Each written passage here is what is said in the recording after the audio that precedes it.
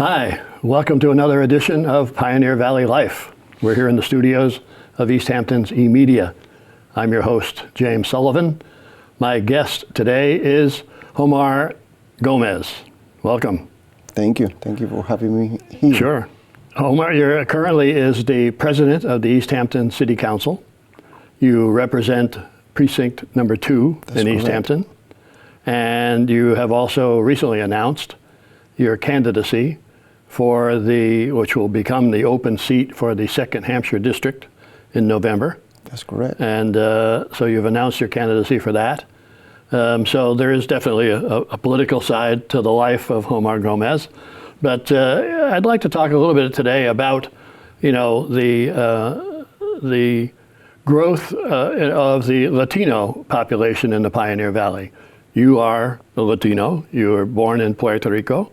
And one question is, are the terms Latino and Hispanic interchangeable? Or is there a difference? It's similar, but it's a difference. Yeah.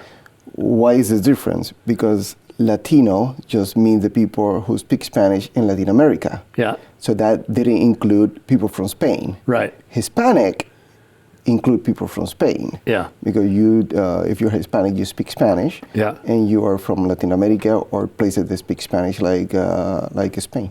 Yeah. Or it's, Mexico. It's really similar, but yeah. have some differences there. Yeah. But basically, they all speak Spanish. That's correct. But it's where they were born or live or come from. That's correct. Yeah, is a distinction. Yes. So that, because I think, in the Pioneer Valley, there are a lot of Latino people, heritage of Latino people, because a lot of people from Puerto Rico. I remember, back in the 60s, late 60s, in Northampton, there was a small Puerto Rican population because they came to work in the tobacco farms up and down the Pioneer Valley and down into northern Connecticut. And over the years since then, a lot of them stayed around. And it's a very it's a growing population in the area. It has had a big impact on life in the Pioneer Valley, especially culturally. I could say food, music. People like yourself are now involved in the government in the area. So you first came to Massachusetts, you said, in 1997, and what were the opportunities like at that time for someone as a Latino coming to this area?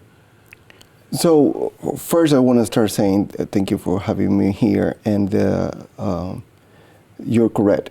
Puerto Rican being part of this area for a long time ago, including my uncles from my mom's side, they used to come here for farm. Yeah. To help in the farms. Yeah. In the 60s and the 70s. So they used to come here. And when I visit them in Puerto Rico, they talk about it. Yeah. And they mention some towns in Connecticut especially. Yeah. And definitely I recognize those places. Yeah. When we moved here, when I say move, is me, my wife, and my 2 little girls. By then, I have 3 girls. We were looking for opportunities. Right? Yeah. Not that Puerto Rico didn't have the same opportunities. We do. But definitely Massachusetts is really attractive, especially for education. And that was one of the things that we're being looking for. And I have to say that Massachusetts welcomed us with open arms. That was a really well received in Northampton. We moved to Northampton in 1997, and after a couple months living in Northampton, we moved to Amherst. And the people in Amherst was really nice to us and really friendly. So my experience, I'm not talking about everybody's experience, was good in Western Mass. Yeah. And when did you move to Easthampton? I moved to Easthampton in 2007. And like a lot of people now struggling paying rent, we wasn't struggling paying rent, but the rent was high. Yeah. And me and my wife started looking to do something. Okay, we need to buy a property. Yeah. One of the options was moving back to Puerto Rico. Yeah. And we started looking for houses in Western Mass. In Easthampton, by 2007, they have a program helping the new home buy owners. Yeah. And they give us some money for closing. Yeah. and that helped us. And since 2007, we have been in Easthampton, and I have to say that our neighbors, being an amazing neighbors, including I'm gonna have to tell you a little bit of a story. We moved in October. In November, we went to visit my brother in Pennsylvania. And when we came back from Pennsylvania, it was snow everywhere. So I was like, oh, I'm so tired, driving 5 hours. Now I have to go home, plow the snow and all of that. When I get home, it was clean. My neighbor did it for me. Yeah. And I didn't know him by then. Wow. And that changed all the dynamic in my brain. Yeah. Because that was a good thing that he did. Yeah. And we appreciate it. And after that, we can become friends and change everything. Yeah. Yeah. So that Precinct 2 in Easthampton, it's not particularly Latino, is it? No. And have a few. Yeah. Yes, I have a few. Parson Village is part of Precinct 2.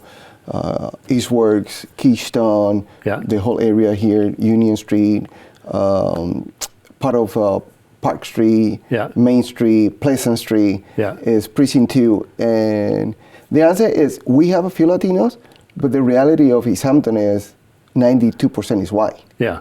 So. Yeah. So when did you decide to run for office?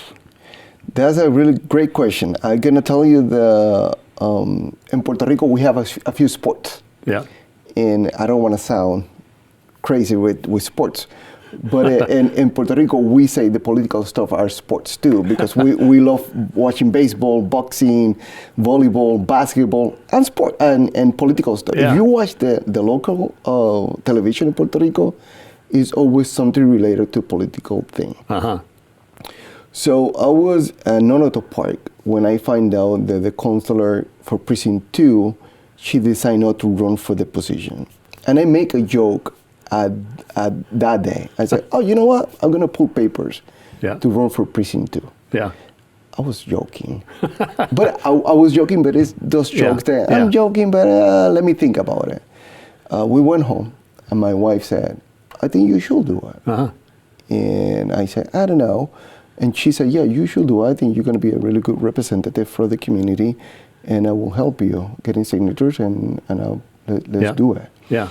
And after having a conversation with her, we decided to pull papers, and here we are. Yeah, yeah.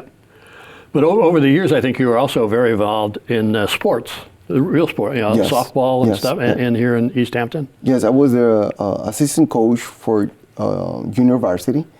Then I was assistant coach for varsity. Then I applied for the position of being the head coach, and I got it. Yeah. And I coached for 6 years. Yeah. I love it. Yeah. I love sports, especially baseball, softball. Yeah. Softball is a really interesting sport, especially it's quicker, faster than baseball. Yeah. Yeah.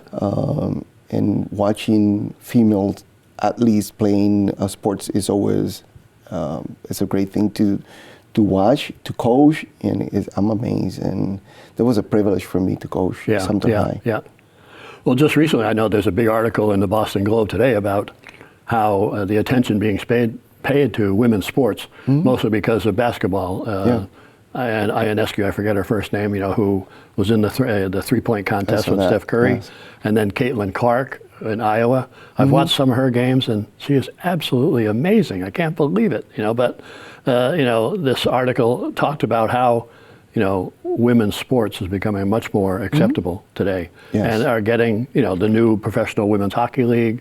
They're getting major TV stations to show their games, which is great. And I think the community is supporting those sports. Yeah. If you go now to watch the basketball game at the high school, softball games at Nonoto Park, you're going to see a lot of people now. Yeah. And that's great because they deserve support too. Yeah, yeah.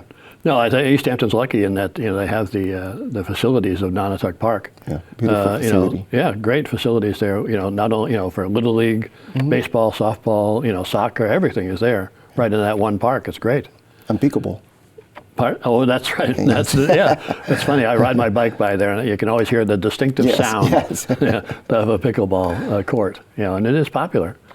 And then I guess the Easthampton women's hockey high school team plays at Williston, I think, at the rink there. Yeah, yes, the hockey play there, and I think the goalie is a female. Yeah, Yes. that's great. Yeah. Yeah, so Easthampton is a very interesting place, but I mean, the Latino influence, I think, is mostly in Springfield and Holyoke, I guess. Somewhat in Amherst, maybe, because of the university. But by and large, I think, from restaurants, cultural events, you find more of those in Springfield and Holyoke. But you will be surprised. Yeah. Because Easthampton is changing. Yeah. And, people know that we have 3 Mexican Salvadorian restaurants in Easthampton. Yeah. So we're getting there. Yeah. And we in the city, we're having Thursdays and Saturdays, we're having Latino music. One of the breweries, they host it in Muddy Gold at on Cottage Street. Yeah. They have it on Saturdays. So if you want to dance salsa, merengue, bachata, kizomba, and other type of Latin music, we're having it here in town. That's great. Yeah. Yes, and a lot of people are supporting it. I went a couple of weeks ago with my wife. There was a lot of people. I was talking to the person who organized it, and he's saying that probably average are 100, 150 people going every week. So people from everywhere, but people from Easthampton too. Yeah. The white community, other communities are participating and going there, and because from I think 8 to 9 they have classes. Yeah. So you can take classes of salsa and bachata. And after 9 is open for everybody, and people are enjoying that particular time of dancing. Yeah. I remember a few years ago up in Greenfield, at Hawks and Reed, once a month, it would be the Latin big band would play there for free. Okay. And people would come to dance, and the band it was more like a rehearsal because they played big gigs. But I mean, they were like 17 people in the band or something like that. And most of them, a mix of quite a few of the leaders were from Puerto Rico, but there were, white people in the band as well because their love for the music. Yes. That's what they love to play. And that was always great to go and see. And the other thing that you can see the influence of the Latino in the area is the cultural chaos. Yeah. They have always a salsa band that they play there. They try to play some music from different places of Latin America. Yeah. And you can tell that the influence is getting more and more in Easthampton. Right. Cultural chaos was a big event. Yep. Yeah. And the whole Cottage Street was crowded with people, with stages all up and down the street, of all different types, I think that's one great thing about Easthampton is that I find that, there are a lot of events like that. So, whether it's Easthampton City Arts that supports them or whatever, there's a lot of things going on for people to see. Even coming here to E-Media in the lobby here is also a gallery. So for the art walks, some people can come here, see the artworks in there, and I think they have a musical performer here in the studio on the art walk night. There's been a lot of interesting things going on politically in Easthampton over the years. And you, as the president of the city council, have probably seen.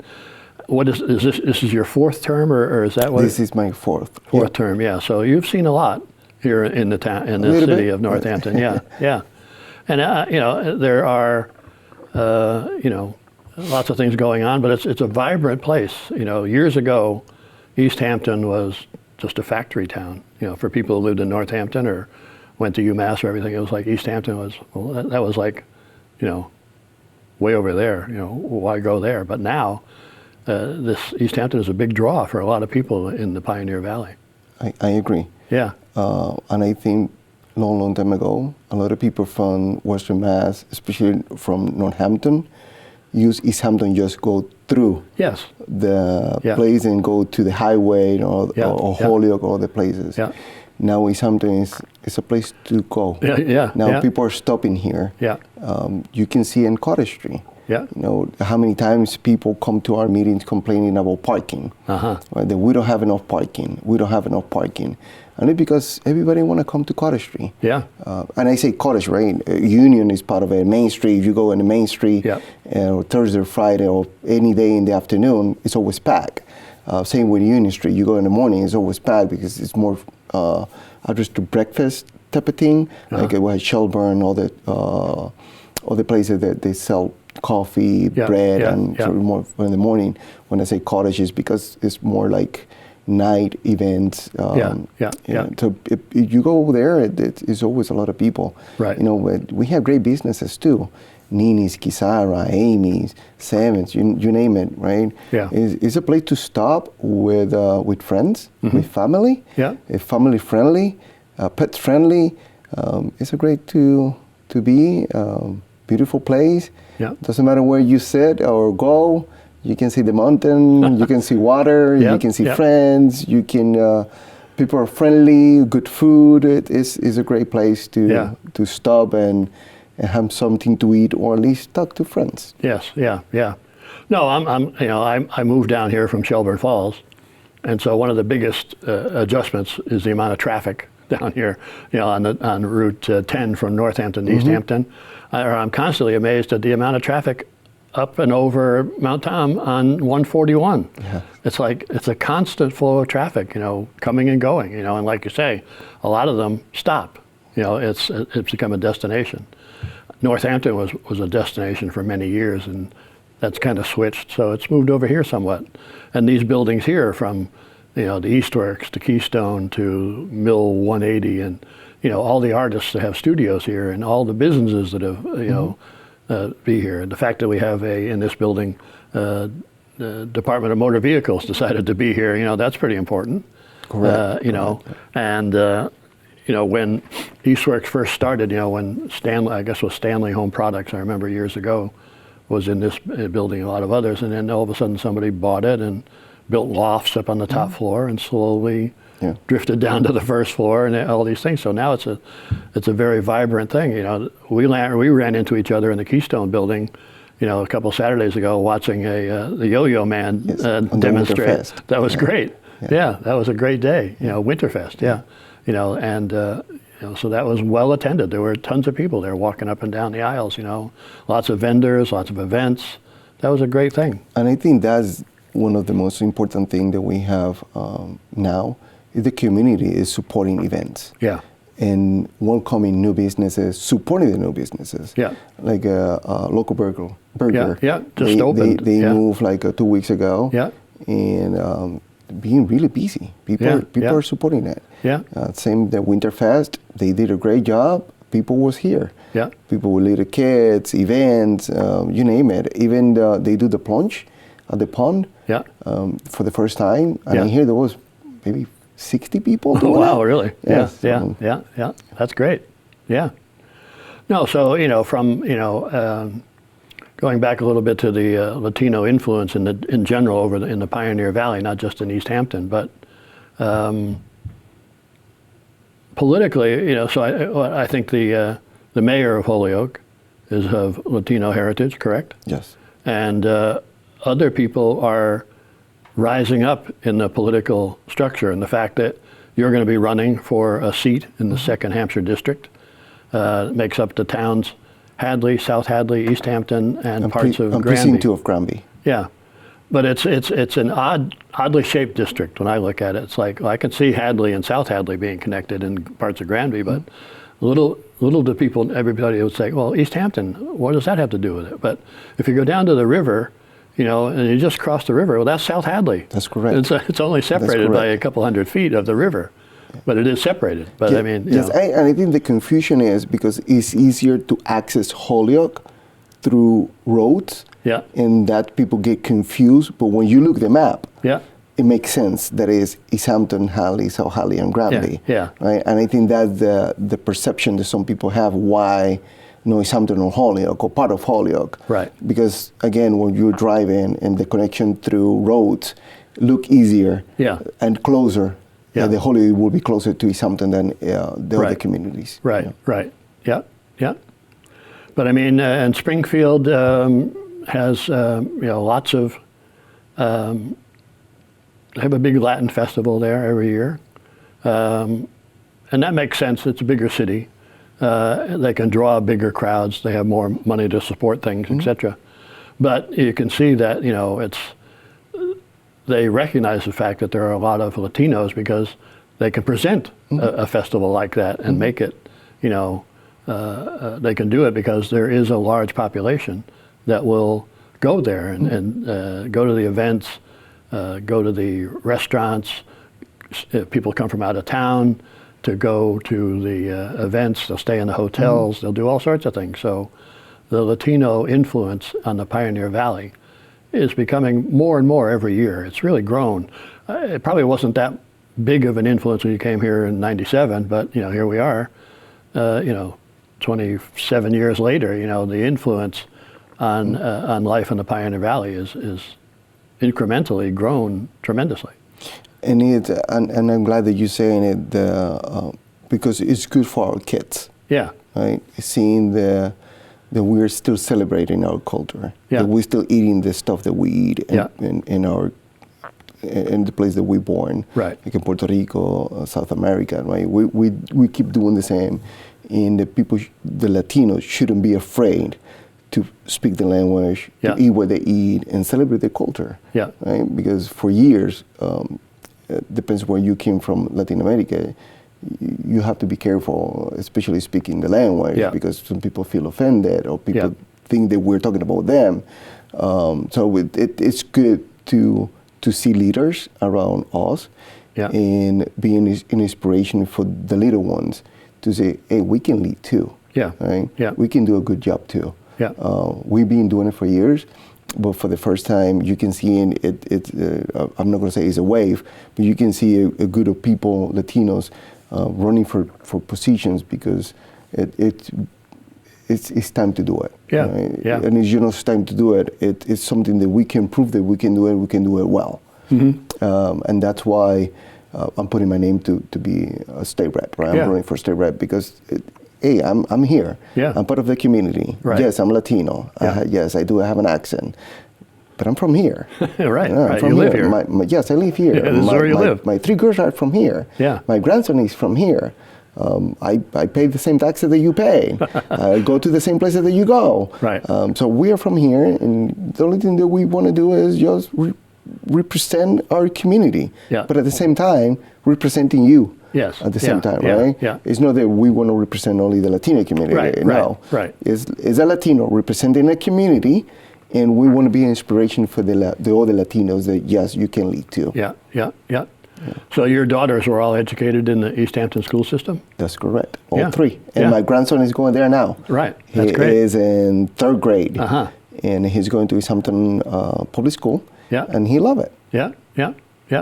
So the opportunity is there, you know, and I think that, you know, things have changed over the years, obviously, you know, that whether it be, you know, the Latino population or the African American population or whatever, there's always been some sort of a struggle just because, unfortunately, that happens here in this country.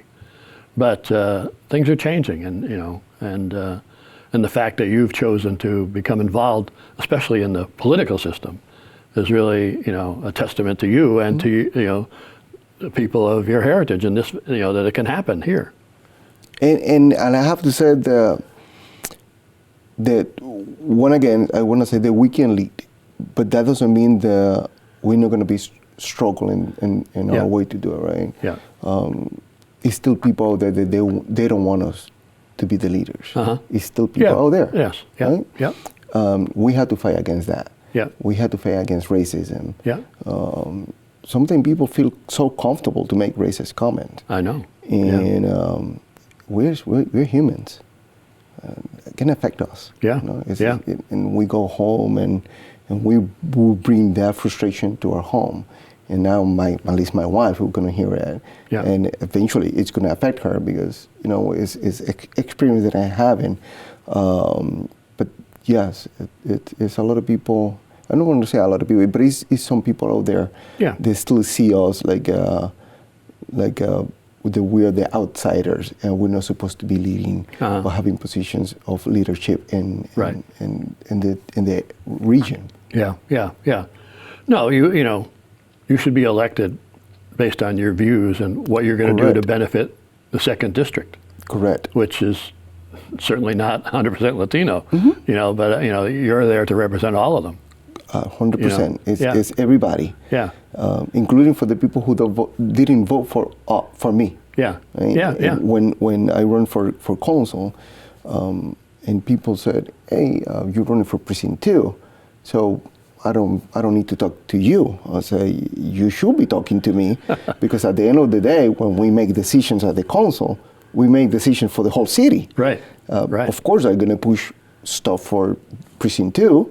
Yeah. Because I want precinct 2 to be better, have better roads, better system, providing more services to some areas.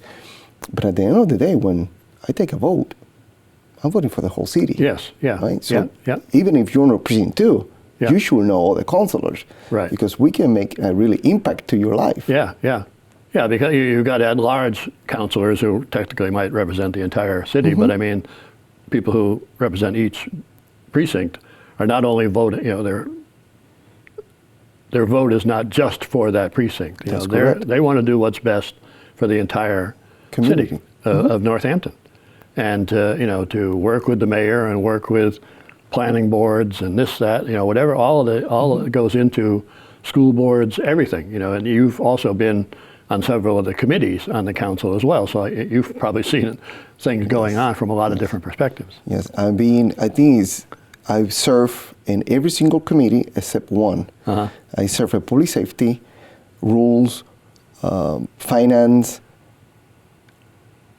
what is the other ones? Appointments. The only one that I never served is in ordinance, but I'm always go to those meetings too. Yeah. And these days, I guess there's a lot of discussion about housing in Easthampton. I guess that seems to be a big topic these days.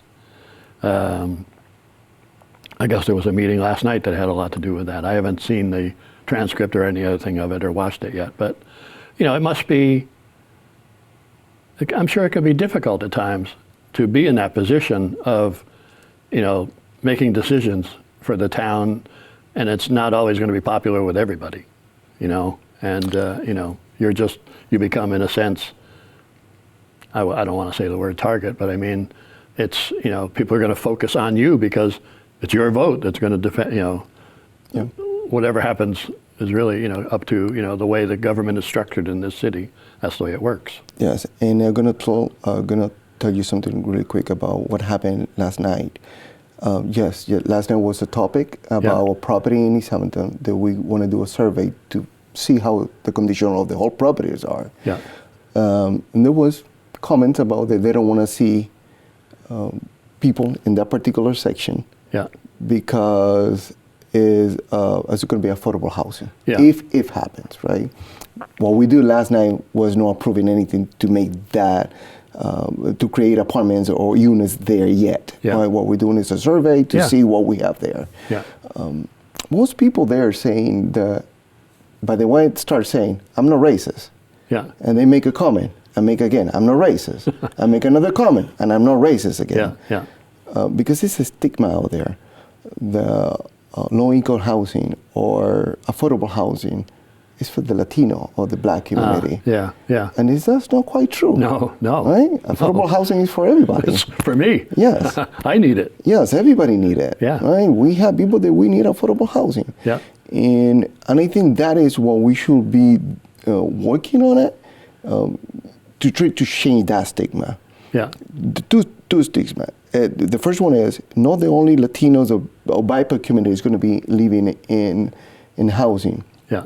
Or affordable housing. And the second one is poor people are not bad people. No, right. Yeah, right? Yeah. Because isn't the stigma there that, because it's a low-income housing or affordable housing, these people are coming to our town to do what? Since when poor people are bad people? Right. Poor people is not bad people. Right. It's just normal people. They have lower incomes. They have low income, and that's why they're poor. Yeah. And not because they don't want to get out of being poor. Right. It's a system that is really hard to get out. Yeah. And that happened yesterday. And it happens all the time when we start talking about housing. Yeah. Yes, we need more housing. That's true. Yeah. And I'm going to give you an example. I wish my daughter, one of them, stay near us. She was looking for an apartment. She couldn't find an apartment that she can pay. Yeah. She have a full-time job. She have a union job. She work full-time. Every day she get out and work. She cannot pay any rent near us. Uh-huh. So she moved to Holyoke. Yeah. It's more affordable. Right. Why? Because we don't have that many units in Easthampton to reduce the prices. Yeah. So everything that we as a city can provide to make more affordable housing, I'm in. Yeah. For sure. To me, it's that simple. Yeah. Yeah. Affordable is affordable, and should be available in Easthampton for everybody. Great. Okay. Well, that's great, Homar. That's great. Yeah. I want to thank you very much for being on the show today, for being on Pioneer Valley Life, and as a representative of Pioneer Valley Life. I really appreciate you being here today. Thank you, and I hope you invite me again because I love it. Okay, great. We'll do that. Thank you. Okay, thanks very much. Thank you.